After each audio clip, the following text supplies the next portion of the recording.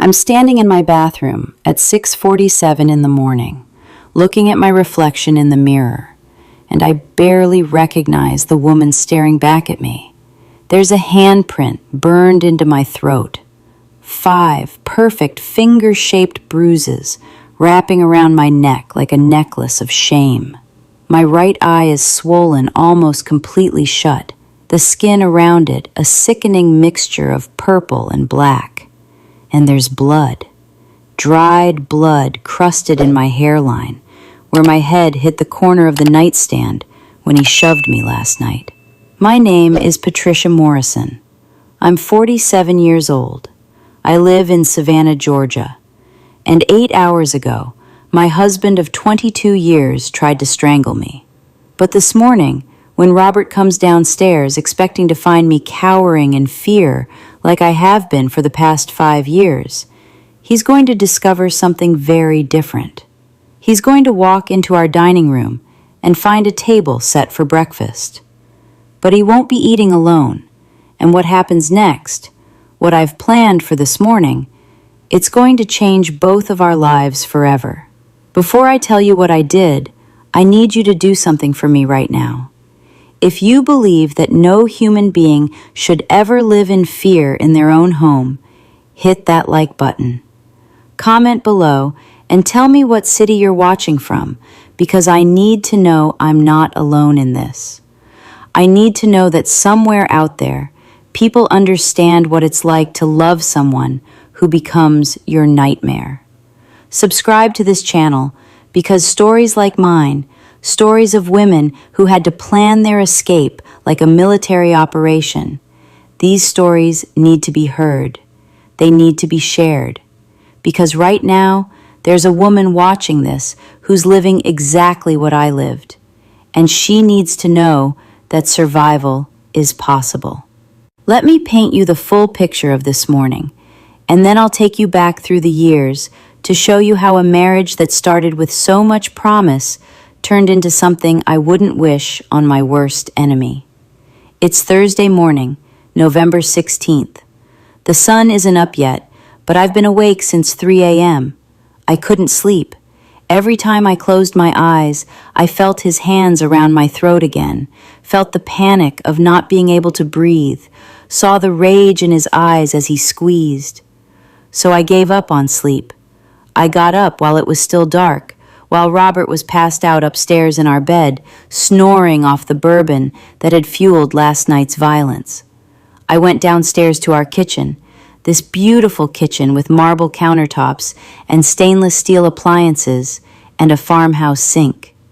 The kitchen we'd remodeled together 3 years ago, back when I still had hope that things could get better, back when I still believed that if I just tried harder, loved him more, gave him what he needed, he'd stop hurting me. I was so stupid, so incredibly, painfully stupid. But this morning, standing in that kitchen with my throat burning and my eye swollen shut, I wasn't stupid anymore. This morning, I had clarity. The kind of clarity that comes when you finally accepted that the person you married no longer exists. That the man sleeping upstairs isn't the man who promised to love and cherish you. He's something else entirely, something dangerous. I started cooking. I know how that sounds. My husband nearly killed me 8 hours ago, and I'm making breakfast. But this wasn't about food. This was about strategy. This was about creating the perfect scene for what I'd been planning for the last 3 hours. What I'd been too afraid to do for the last 5 years. I made his favorite meal, shrimp and grits, the real southern kind that takes time and attention. I cooked the grits slow in a heavy pot, stirring constantly so they wouldn't burn, adding heavy cream and sharp white cheddar until they were rich and creamy. I sautéed the shrimp in butter with garlic and a touch of cayenne, the way his mother taught me when we first got married. I made buttermilk biscuits from scratch using my grandmother's recipe. The dough had to be handled just right, not overworked, or they'd be tough. I cut them with an old tin cutter that's been in my family for 3 generations and brushed the tops with melted butter so they'd come out of the oven golden and glistening. I set our formal dining table with the china we got as wedding gifts, the Lennox set with the platinum trim that we'd used maybe 5 times in 22 years because it was too special for every day. I used the Irish linen tablecloth my mother had given us, the one with the hand-tatted lace edges. I arranged fresh flowers in the center, white roses from our garden, the same flowers I'd carried in my wedding bouquet. The irony of it all wasn't lost on me. Here I was, setting a beautiful table, cooking a perfect meal, using our wedding china. It looked like an anniversary celebration, but what I was actually doing was staging a funeral. The death of Patricia, the dutiful wife. The burial of the woman who'd spent 5 years making herself smaller and quieter and more invisible, desperately, trying to avoid her husband's rage. By 7:30, everything was ready. The food was hot, the table was set. The house smelled amazing, like butter and garlic and fresh biscuits, like a home where people loved each other. But this wasn't that kind of home. This wasn't that kind of morning. I went upstairs to get dressed. I passed our bedroom where Robert was still sleeping, still snoring, completely oblivious to what was coming. Part of me wanted to go in there and scream at him, to shake him awake and demand to know how he'd become this person. How the man who used to leave love notes in my lunch bag had turned into someone who could put his hands around my throat and squeeze until I couldn't breathe. But I didn't. I went to the guest room instead. The room that had become my sanctuary over the past year. The room where I'd been sleeping more and more often because I was too afraid to share a bed with him. I looked through my closet and chose carefully. A navy blue dress, simple, conservative, with long sleeves to cover the fingerprint bruises on my arms. I put on my grandmother's pearl necklace, the one she'd worn to church every Sunday for 40 years. I pulled my hair back in a neat bun, carefully arranging it to hide the blood in my hairline. I looked at myself in the mirror. The bruises on my throat were visible above the neckline of my dress, dark purple shadows in the shape of fingers. I had concealer in my bathroom drawer, heavy-duty stuff I'd been buying for years to cover the evidence of his violence. I could have covered those bruises, made them less obvious, made this morning easier for everyone. But I didn't. I left them visible. Because this morning wasn't about making things easier. This morning was about truth. Raw, ugly, undeniable truth. I went back downstairs and sat at the head of the dining table, the seat I never sat in. That was Robert's seat, the head of the table, the head of the household. But this morning I sat there, because this was my house too. My life, too, and I was done giving him all the power.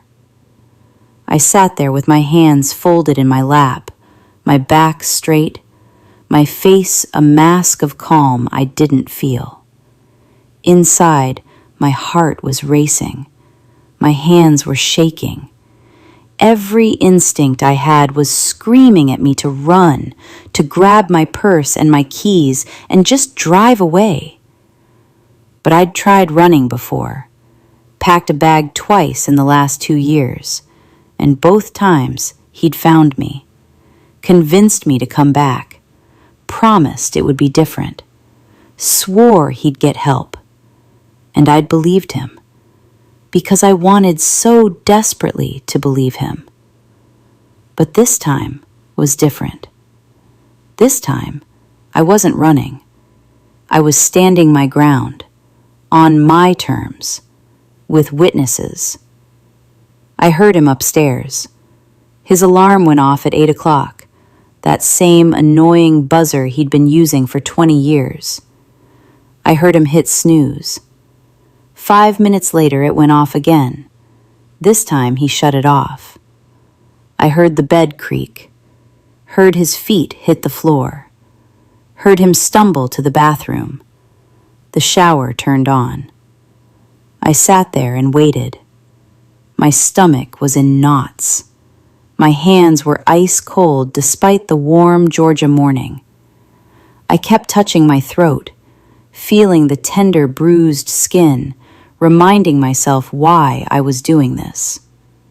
Reminding myself that if I didn't do something now, today, there might not be another chance. The next time he put his hands around my throat, he might not stop. He might squeeze until there was no air left, until there was no life left. And then it would be too late. At 8:32, I heard him coming down the stairs. Heavy footsteps, confident. The footsteps of a man who thought he'd won last night, who thought he'd finally broken me completely, who expected to find me either gone, run away to lick my wounds, or here, submissive and terrified, ready to do whatever it took to keep the peace. He walked into the dining room wearing his work clothes, gray slacks and a white button-down shirt. His hair was still damp from the shower. He looked normal, presentable, like a successful commercial real estate broker on his way to close a deal. Not like a man who'd tried to strangle his wife 8 hours earlier. He stopped when he saw the table. I watched his face carefully. First, there was confusion. His eyes swept over the china, the flowers, the perfectly arranged food. Then he saw me sitting at the head of the table, his seat, and something flickered across his face. Irritation, maybe, or calculation. Then his eyes landed on my face, on my swollen eye, on the bruises around my throat. And you know what he did?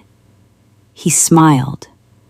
Not a smile of remorse or horror at what he'd done, a smile of satisfaction, a smile that said he was glad, glad that I was marked, glad that I knew my place now. He pulled out a chair and sat down, didn't ask if I was okay, didn't apologize, just sat down like this was a normal Thursday morning, like nothing had happened. He reached for a biscuit, broke it open, watched the steam rise, took a bite, chewed slowly, put it down and looked at me. "You learned your lesson," he said. His voice was casual, almost cheerful. "That's good, Patricia. That's real good. I've been too soft on you for too long. But last night, I think we finally got to an understanding, didn't we?" I didn't say anything, just sat there, with my hands in my lap, watching him. Watching this stranger who looked like my husband, but sounded like a monster. "This is how it should be," he continued, gesturing at the table. "You taking care of me, showing me respect, being a proper wife instead of running your mouth all the time, questioning everything I do. All you needed was a firm hand. My daddy used to tell me, sometimes a woman needs to be reminded who's in charge. And he was right." He took another bite of biscuit, sipped his coffee, smiled at me again. And that's when the doorbell rang. That simple sound, ding-dong, cut through the dining room like a gunshot. I watched his smile falter, watched his jaw tighten, watched suspicion creep into his eyes. "Who the hell is that?" He put the biscuit down. "Patricia, did you invite someone over? You know I don't like surprise visitors, especially not this early." I stood up slowly, smoothed my dress, met his eyes directly. "I invited them," I said. My voice was steady, calm, cold. "And you're going to sit there and wait." I walked to the front door. Every step felt like I was walking toward freedom or toward disaster. I honestly wasn't sure which. But I knew I couldn't turn back now. I'd set this in motion. Now I had to see it through. I opened the door and there they stood. Detective Marcus Webb, Savannah Police Department. In his uniform, his badge catching the morning light. His face was serious, his eyes sharp and observant.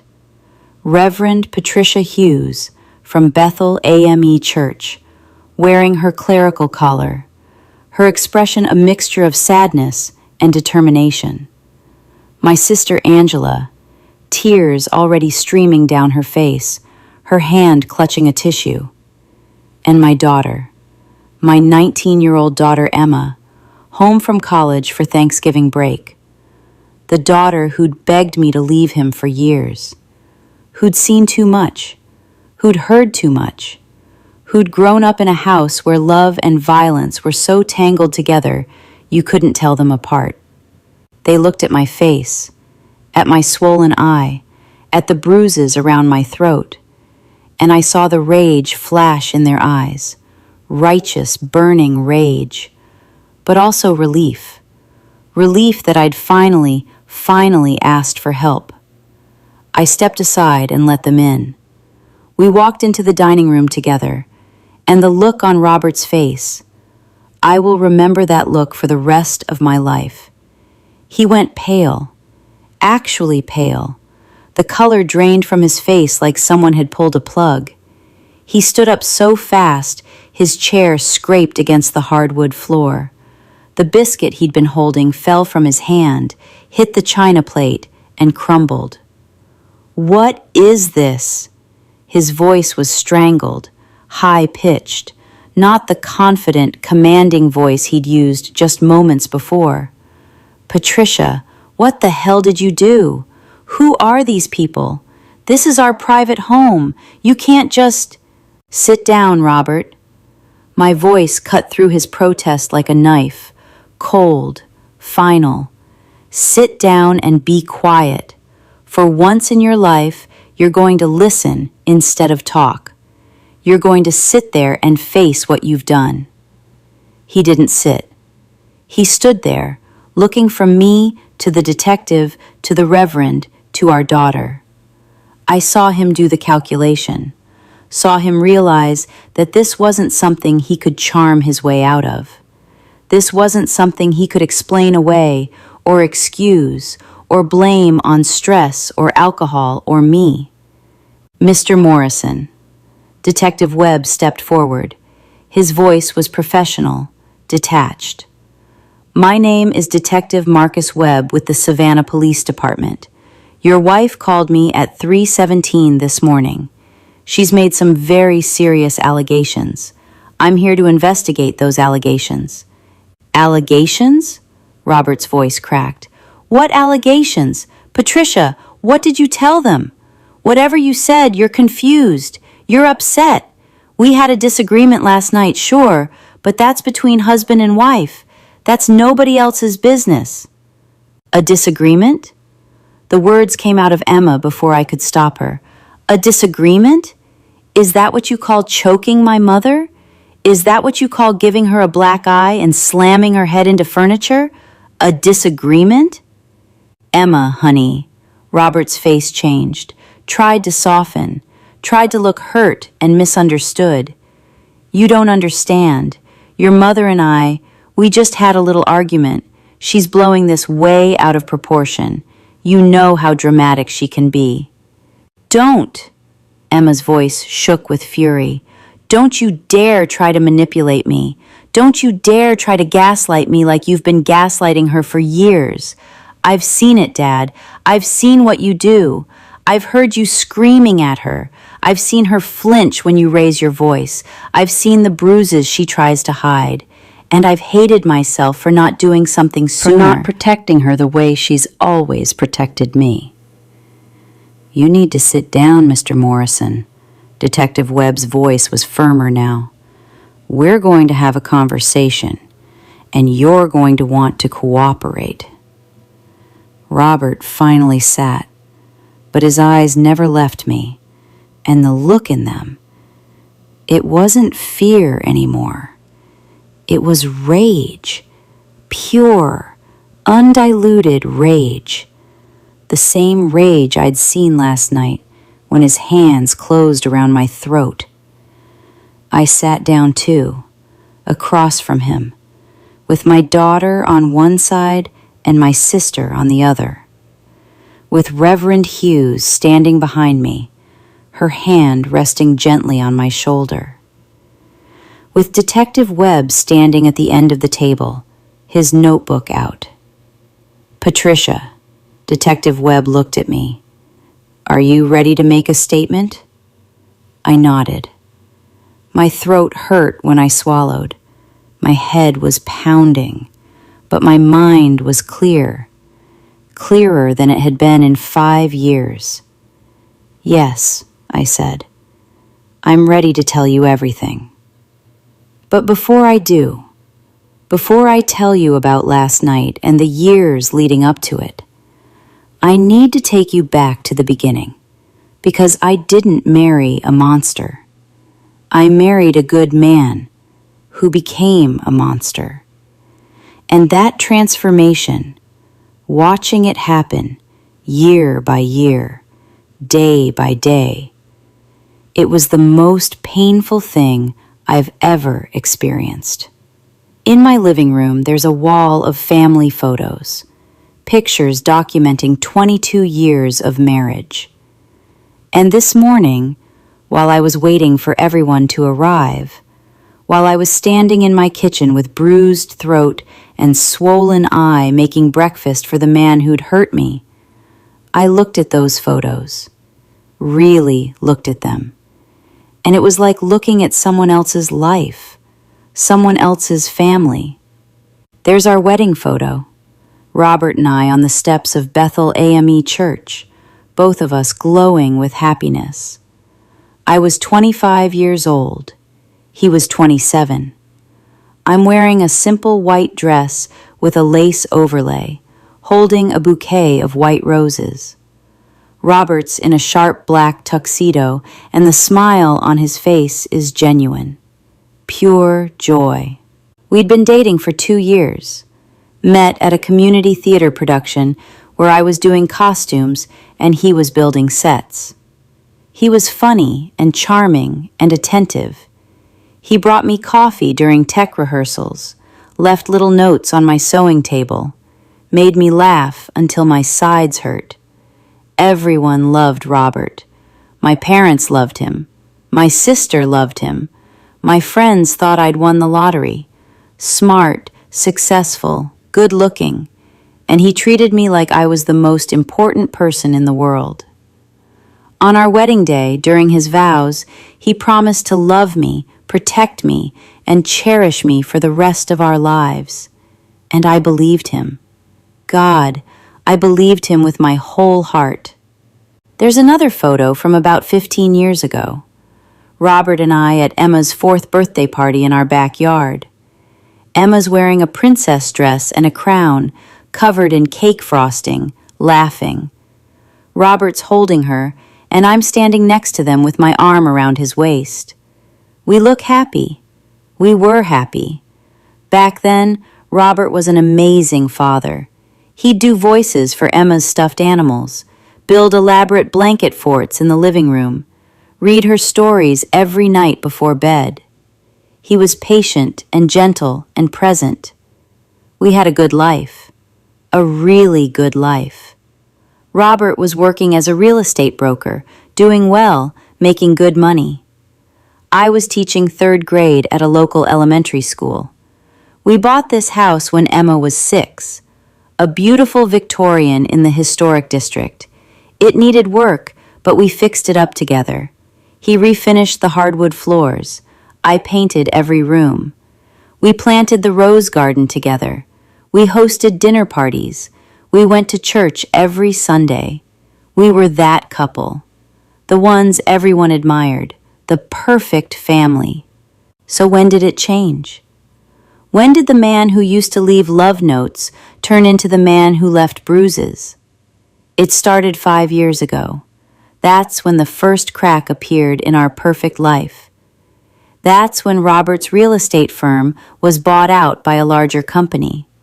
He went from being a partner with autonomy and respect to being just another employee with quotas to meet and a boss to answer to. And Robert didn't handle it well. At first, it was just stress. He'd come home tired, frustrated. He'd complain about his new boss, about the corporate bureaucracy, about feeling undervalued. I tried to be supportive, listened to him vent, made his favorite meals, reminded him that he was talented and this was just temporary, that he'd find his footing in the new company. But the stress didn't go away. It got worse. His sales numbers dropped. He wasn't closing deals like he used to. His new boss was breathing down his neck. And Robert started to change. The charm that had won over clients for years started to crack. He became defensive, aggressive in meetings, started arguing with his boss, with his colleagues, and he started drinking more.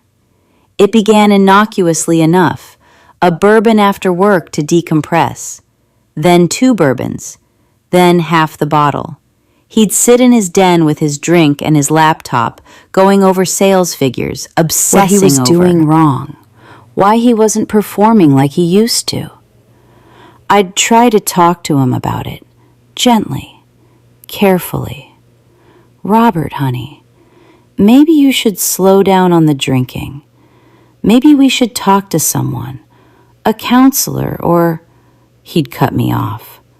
I'm fine, Patricia. I don't need a counselor. I just need to close some deals.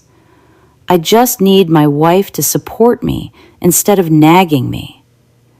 Nagging. That was the first time he used that word. It stung. I wasn't nagging. I was concerned. But I backed off because I didn't want to stress him out more. The verbal criticism started subtly. Little comments.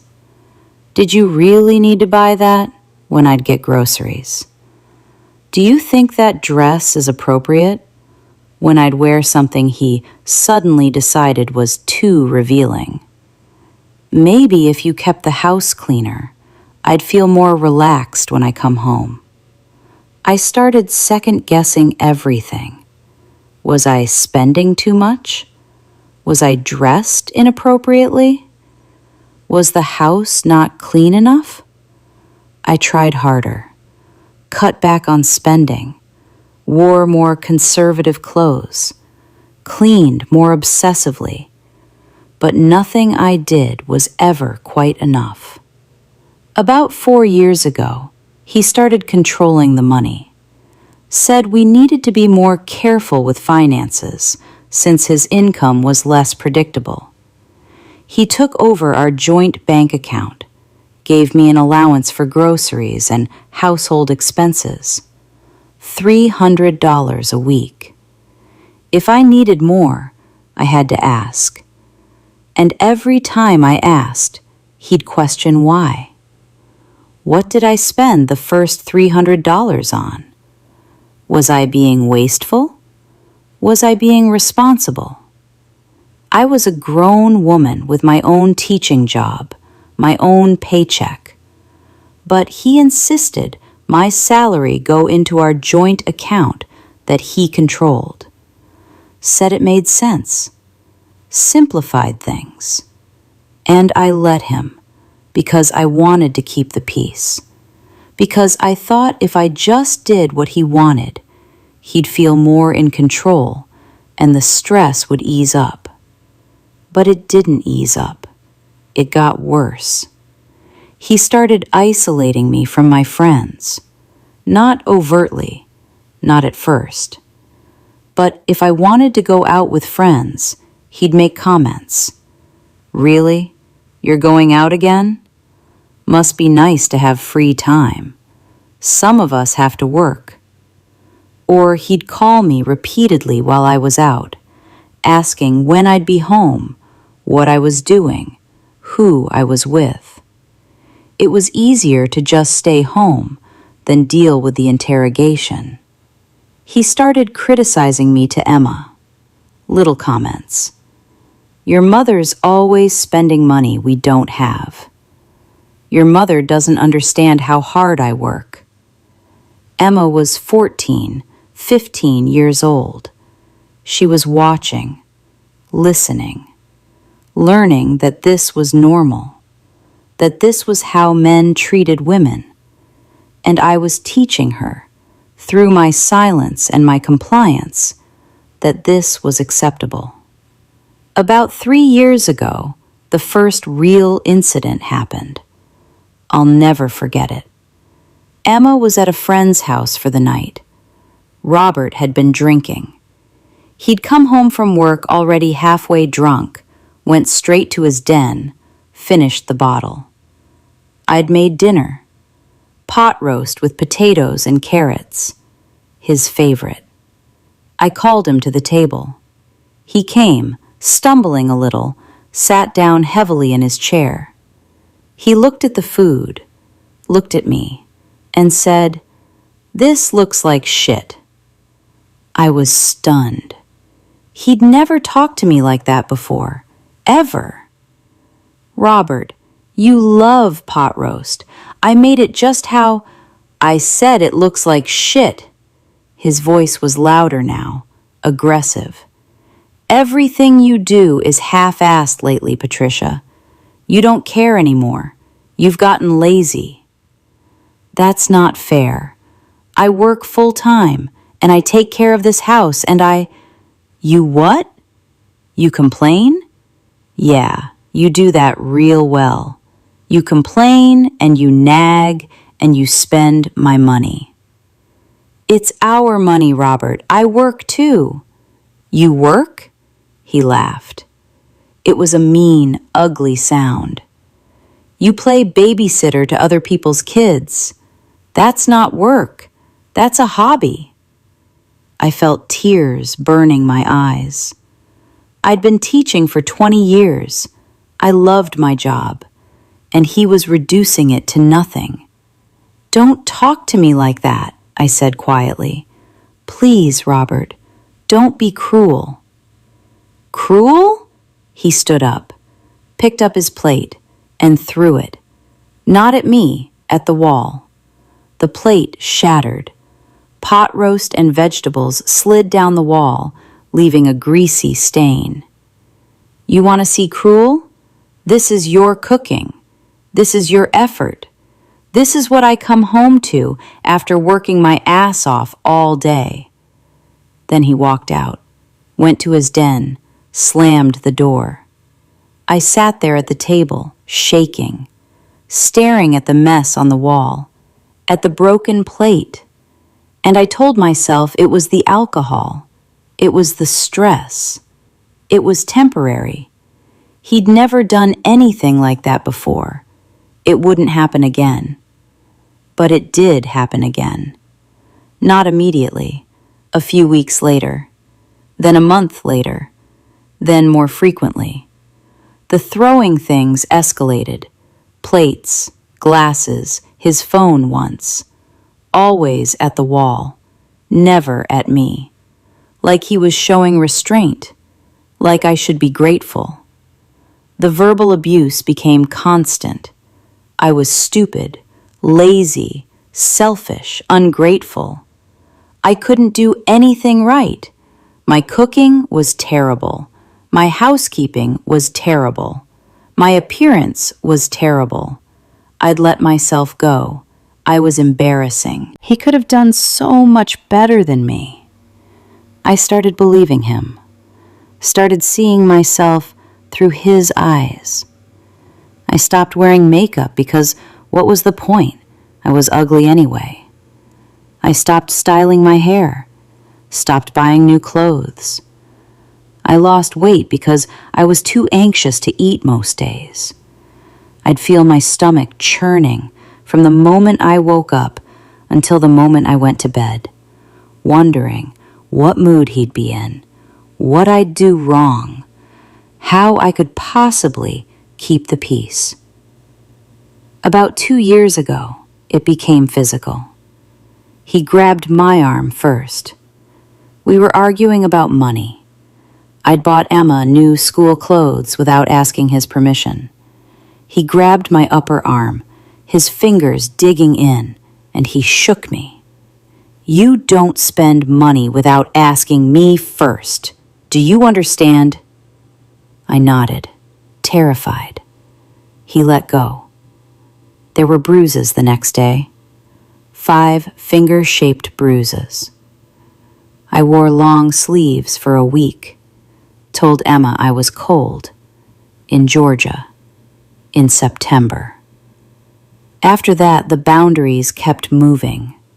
He grabbed me more often, shoved me once when I didn't move out of his way fast enough, backed me into corners when he was yelling at me, his face inches from mine, his spit hitting my face.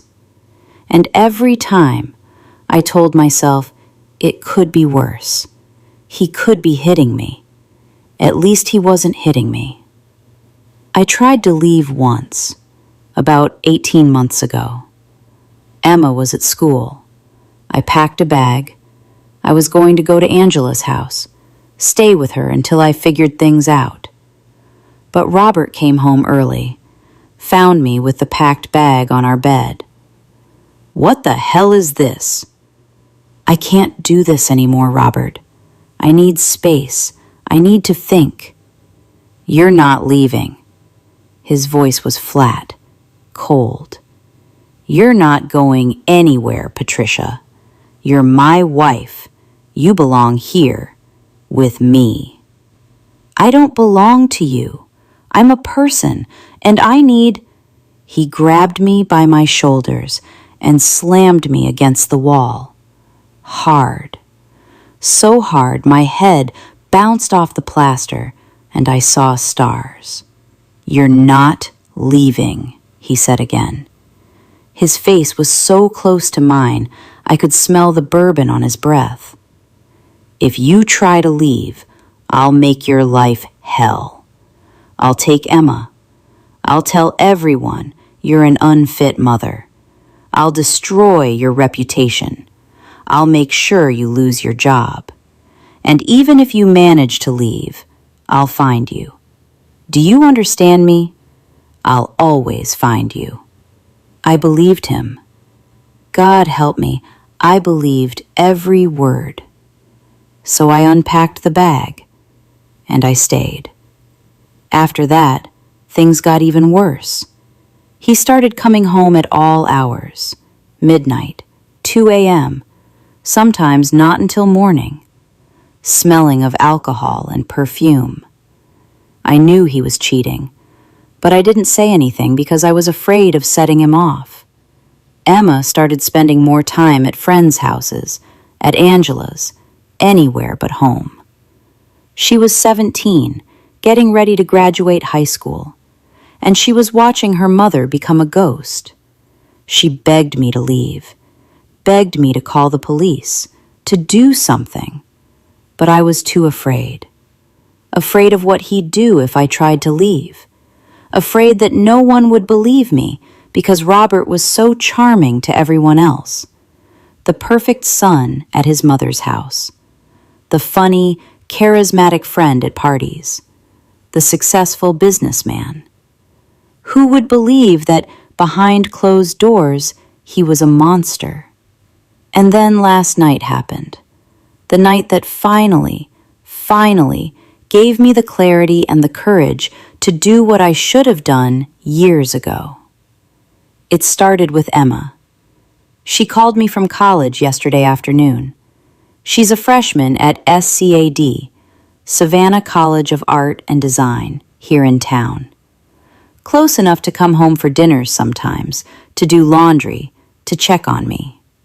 "Mom," she said, and I could hear the emotion in her voice. "I talked to Aunt Angela. I told her everything. About Dad, about how he treats you, about the grabbing and the shoving and the screaming. And she said, if you don't leave him, if you don't get help, she's going to come over there and drag you out of that house herself." "Emma, it's complicated. You don't understand." "No, Mom, you don't understand. He's going to kill you. Maybe not today, maybe not tomorrow, but eventually. And I can't lose you. Please, please, Mom, leave him. Let us help you." We talked for an hour, and when I hung up, I felt something shift inside me. My baby girl was terrified for my life. My sister was ready to intervene, and I was sitting in this beautiful house, in my beautiful life, slowly dying because I was too afraid to save myself. Robert came home at 11 last night, drunk, drunker than I'd seen him in a while. He could barely walk straight. He slammed the door so hard it rattled the windows. I was in the kitchen, making tea, trying to calm my nerves after the call with Emma. He came in, saw me, and his face twisted with rage. "Were you on the phone?" His words were slurred, but his intent was clear. "I was talking to Emma." "What did you tell her?" He advanced on me. I backed up until I hit the counter. "What lies did you tell our daughter about me?" "I didn't tell her lies. I just talked to her about me." "You talked to her about me. You're trying to turn her against me. My own daughter. You're poisoning her mind." "Robert, no, that's not—" "Shut up!" He screamed it. Spit flew from his mouth. "Just shut the hell up for once in your life." He grabbed my throat, both hands squeezed. I couldn't breathe, couldn't scream. I clawed at his hands, trying to pull them away, but he was so much stronger. "I'm sick of you," he hissed. His face was inches from mine. His eyes were bloodshot and full of hate. "Sick of your voice, sick of your face, sick of your weakness. You're pathetic, Patricia. You're nothing without me. Nothing." I couldn't breathe. My vision was starting to go black around the edges. I thought, this is it. This is how I die, in my own kitchen, strangled by the man who promised to love me. Then Emma's face flashed through my mind. My baby girl, my daughter who needed her mother, who was terrified of losing me, and something in me fought. I brought my knee up, hard, hit him in the groin. He let go, stumbled back, gasping. I fell to my knees, coughing, gasping, my throat on fire. He recovered faster than I expected, came at me again, grabbed my hair, pulled me up and shoved me. I stumbled backward, hit the edge of the doorframe. My head connected with the corner. Pain exploded through my skull. I saw stars, tasted blood. He stood over me, breathing hard. "You're lucky I don't kill you," he said. Then he walked away, went upstairs. I heard the bedroom door slam. I lay on the kitchen floor for I don't know how long, minutes, maybe longer. My throat was screaming. My head was pounding. I could feel blood in my hair. I finally crawled to the bathroom, pulled myself up using the sink, looked in the mirror. And that's when I saw myself clearly for the first time in 5 years. I saw a woman with a bruised throat, a swollen eye, blood in her hair. A woman who'd let herself become a victim, who'd stayed too long, endured too much, made too many excuses. And I said out loud to that woman in the mirror, "No more. No more." I took my phone. My hands were shaking so badly I could barely hold it, but I made the call. Detective Webb, my name is Patricia Morrison. I'm calling to report a domestic violence assault. My husband just tried to strangle me, and I need help. Please, I need help. That call at 3:17 in the morning was the first step in taking my life back. The second step was calling Reverend Hughes, who I'd known for 20 years, who'd married us, who'd baptized Emma.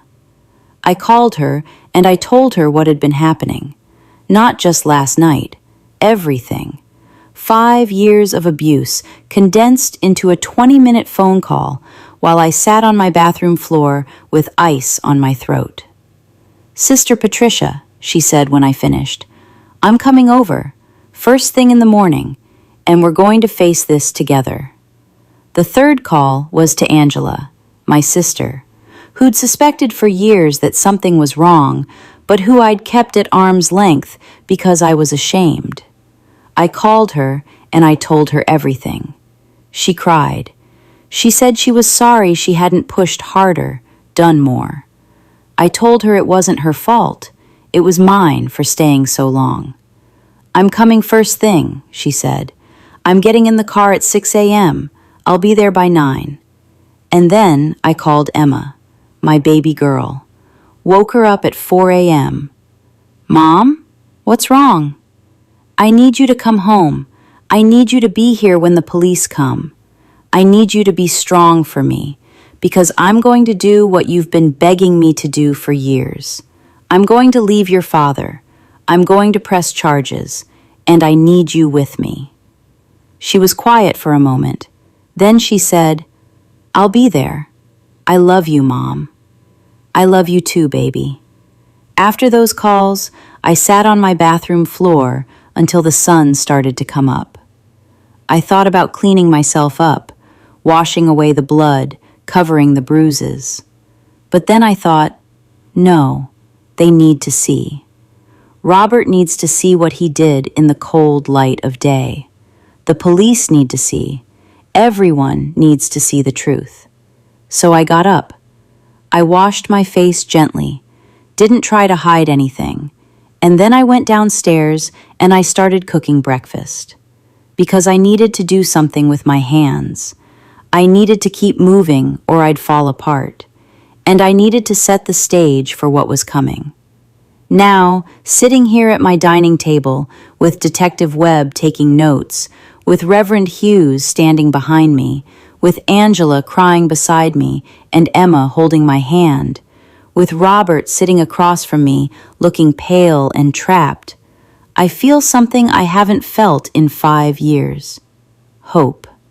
Detective Webb looks up from his notebook. Mrs. Morrison, I need you to tell me in your own words what happened last night. From the beginning. Take your time. I take a deep breath. My throat hurts when I swallow, but I tell him. I tell him about the phone call with Emma, about Robert coming home drunk, about him grabbing my throat, choking me until I couldn't breathe, about hitting him to make him let go. Slamming me into the doorframe, all of it. Robert tries to interrupt. She's exaggerating. She doesn't understand how things... Mr. Morrison, Detective Webb's voice cuts through his protest. I need you to be quiet. Right now, I'm listening to your wife. You'll have a chance to speak. When I'm done with last night, Detective Webb asks me about the history, about the other times Robert hurt me, about the control, the isolation, the verbal abuse. And I tell him everything. 5 years of hell condensed into statements in a notebook. Emma starts crying harder when I talk about the times Robert grabbed me. Angela is shaking with rage beside me. Reverend Hughes is praying quietly under her breath. Robert sits there, and I watch his face cycle through emotions. Disbelief that I'm actually doing this. Anger that I'm airing our private business. fear, as he realizes the consequences that are coming. When I finish, Detective Webb looks at Robert. "Mr. Morrison, I've heard your wife's statement. Do you want to tell me your side?" "My side?" Robert's voice is shrill now, desperate. "My side is that my wife is making this up.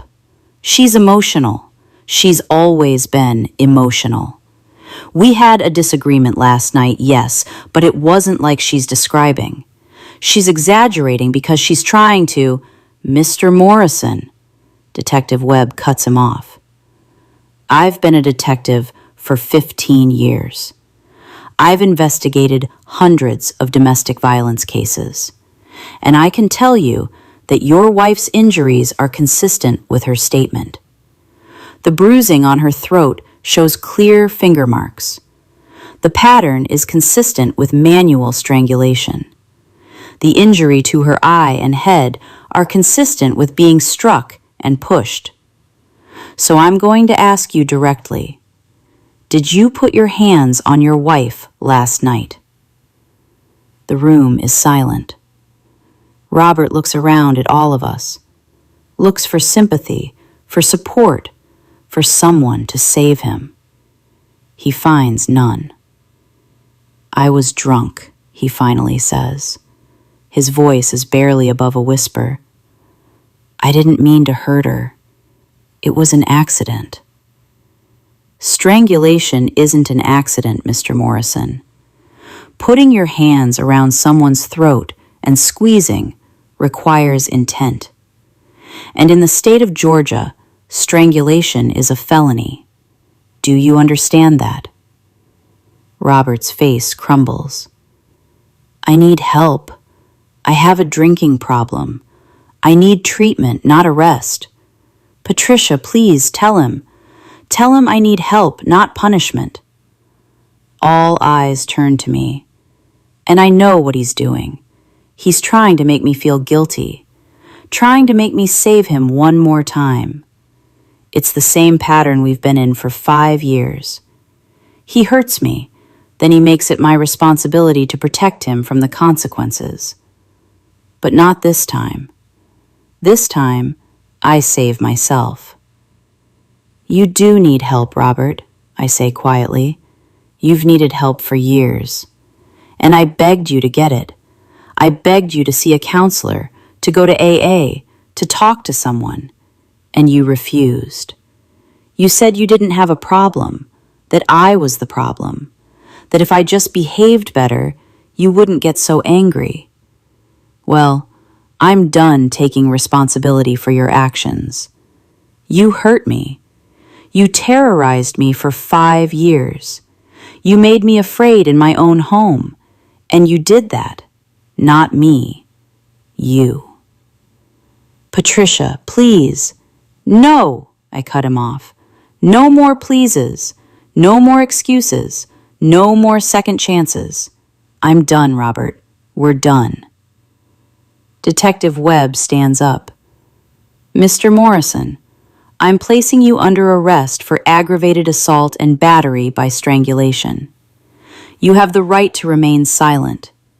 Anything you say can and will be used against you in a court of law.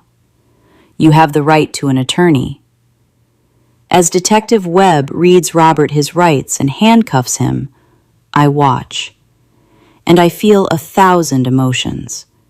Grief for the marriage that died years ago. Relief that it's finally over. Fear of what comes next. Guilt that it came to this. But more than anything, I feel free. Free from fear. Free from walking on eggshells.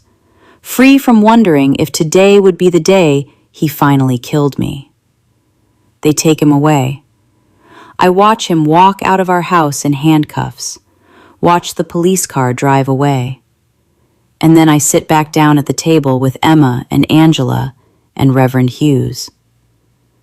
"What happens now?" Emma asks. "Now," Reverend Hughes says, "we help your mother heal." The days after Robert's arrest were surreal. The first thing I did was get a restraining order.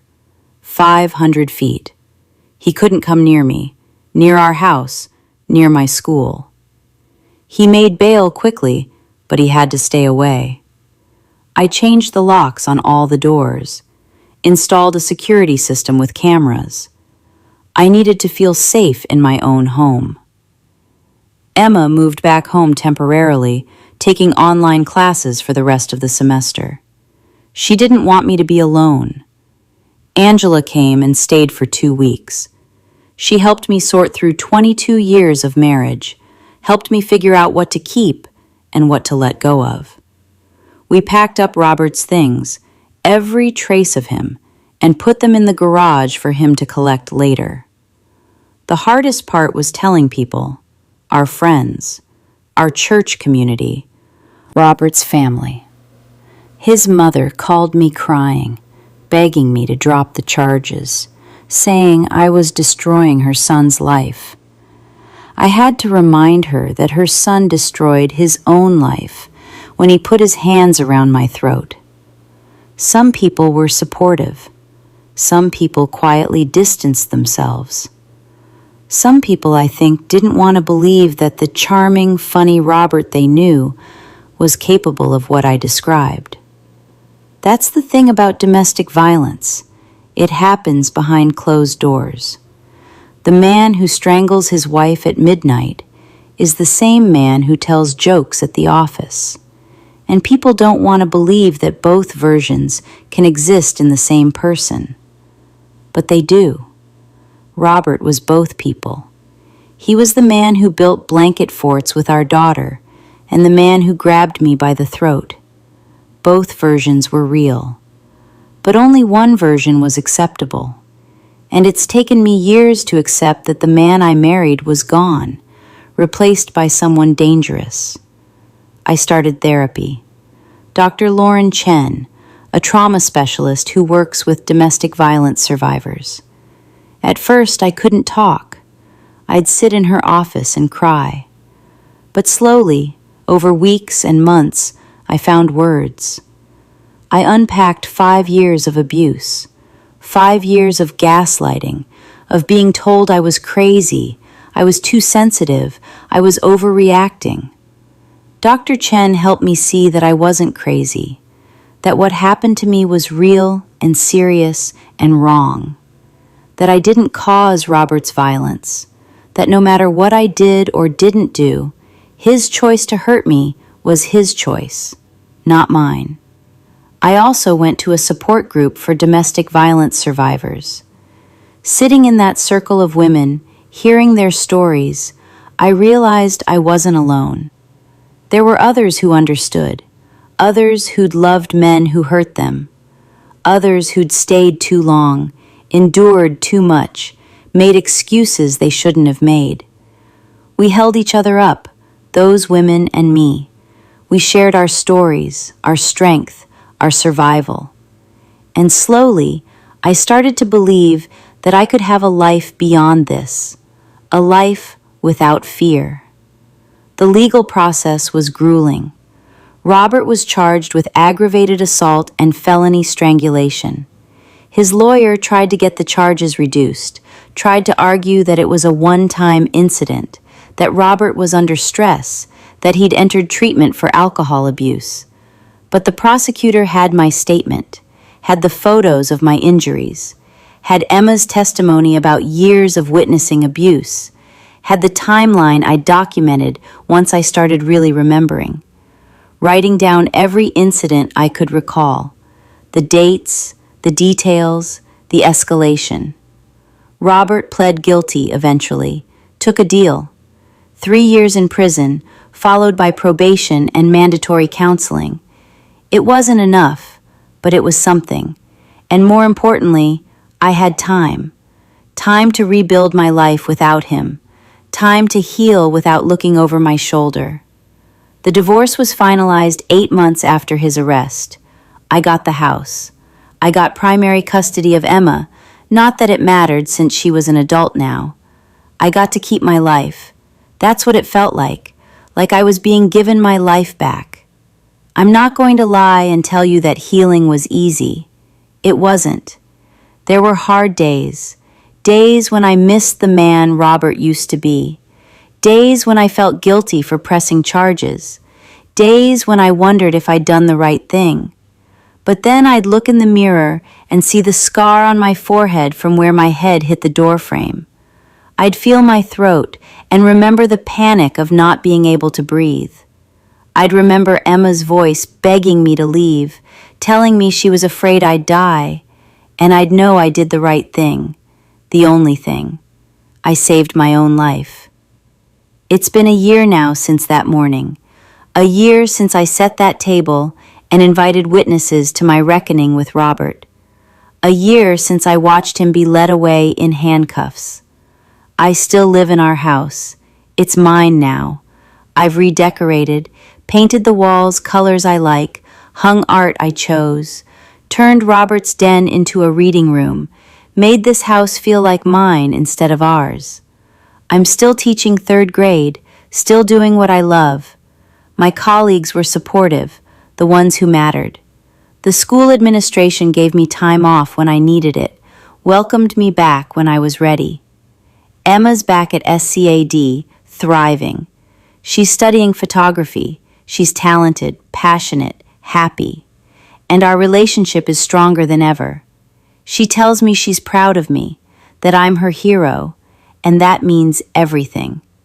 I've started dating again, cautiously, carefully. I'm not sure I'll ever remarry. Maybe I will, maybe I won't. But I'm learning what a healthy relationship looks like. I'm learning that love doesn't hurt, that respect and kindness aren't negotiable, that I deserve to be treated well. I've also become an advocate.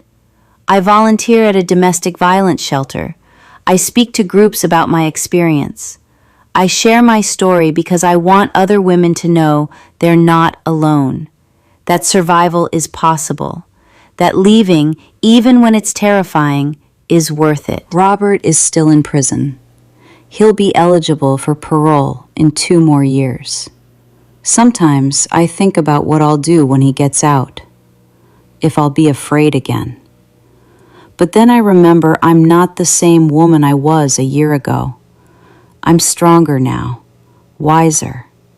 I know my worth, and I know how to protect myself. That morning, that Thursday morning when I served breakfast to my husband and his reckoning, was the most terrifying and most empowering day of my life. I was terrified of what would happen, terrified of the consequences, of being alone, of starting over at 47 years old. But I did it anyway, because the alternative, staying silent, staying afraid, staying in that house with a man who'd tried to kill me, that was worse than any fear of the unknown.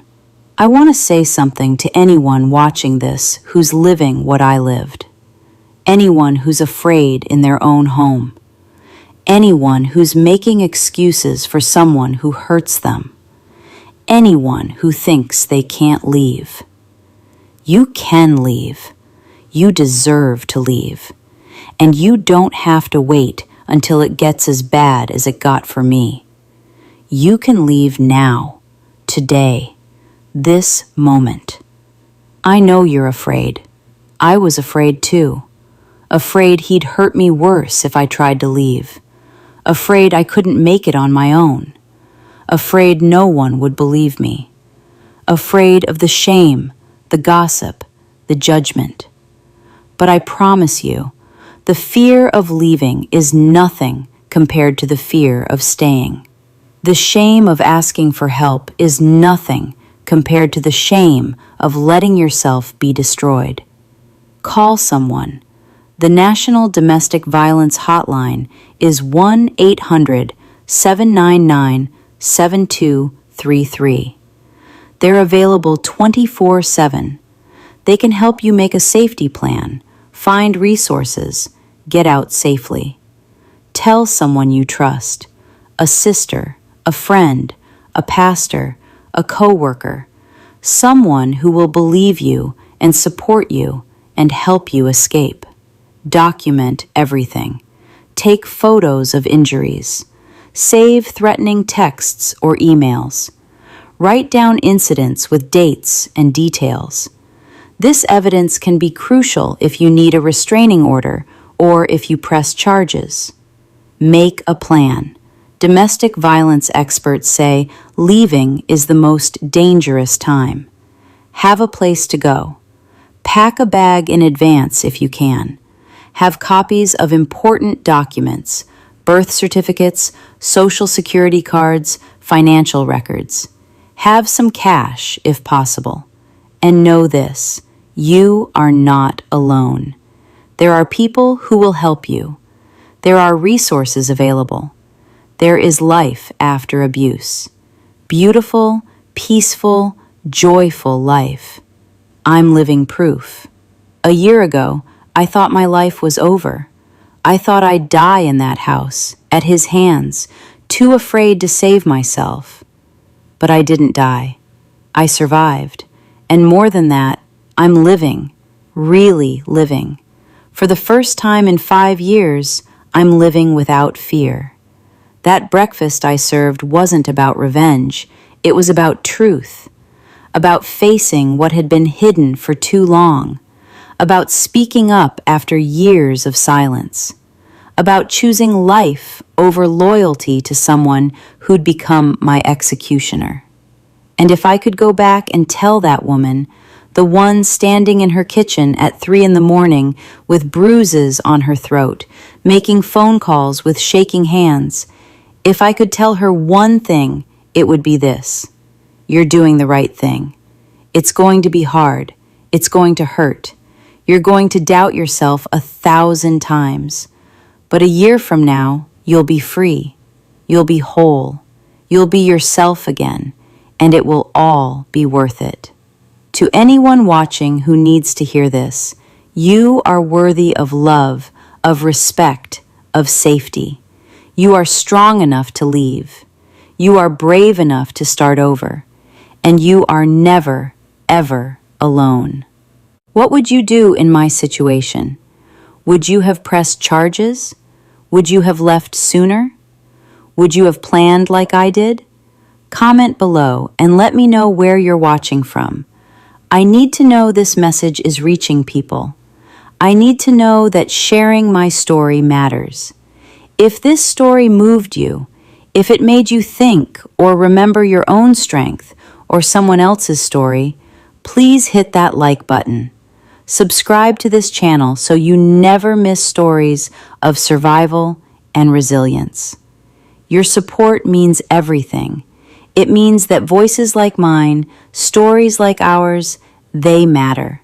They're heard. On your screen, you'll see other stories. Stories of people who chose themselves. People who found strength they didn't know they had.